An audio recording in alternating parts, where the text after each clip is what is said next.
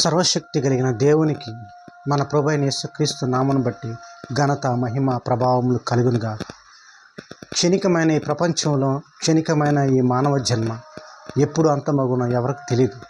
కనుక శాశ్వత కాలమైనది, యుగ యుగాలు ఉండేది, నిత్యము శాశ్వతంగా దేవుని యందు ఆనందించేది, క్రొత్త ఆకాశం క్రొత్త భూమిలో నివాసం చేయటానికి కావలసినంత జ్ఞానాన్ని పంచిపెట్టేది దేవుని యొక్క వాక్యం. కనుక ఆ వాక్యములో ఉన్న నిత్యజీవ సంబంధమైన మార్గమును వెతికి ఆ ప్రకారం జీవిస్తూ ప్రాణము పోయినా కూడా సంతోషంగా విడిచిపెట్టగలిగిన స్వభావం కలిగిన వారై, లేకుంటే ఈ లోకంలో అనుభవిస్తున్న బాధను బట్టి దుఃఖాన్ని బట్టి ప్రభువైన యేసు త్వరగా రమ్మని పిలుస్తూ ప్రాణం విడిచిన సంతోషంలో ఆనందంతో ఎల్లప్పుడూ జీవించాలని, ఈ లోక సంబంధమైనది ఏది శాశ్వతం కాదని, పరలోక సంబంధమైనది నిత్య జీవమైనది నిత్యం ఉండేదని భావించిన క్రైస్తవులందరికీ ఎప్పుడు ఏ ప్రాణం ఎప్పుడు పోనో తెలియదు. కనుక జీవితం ఉన్నంతకాలం దేవుని యొక్క మార్గమును విడిచిపెట్టకుండా ఆ ప్రకారం జీవిస్తూ దేవుని యందు ఆనందించాలి. కనుక మన మరణ దినం ఒకటి ఉన్నదని ఎప్పుడు మర్చిపోకూడదు.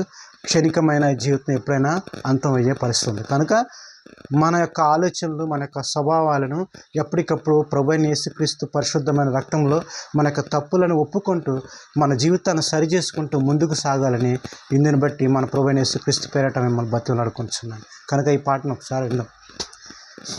కన్ను తెరిస్తే వెలుగురా, కన్ను మూస్తే చీకటిరా, కన్ను మూస్తే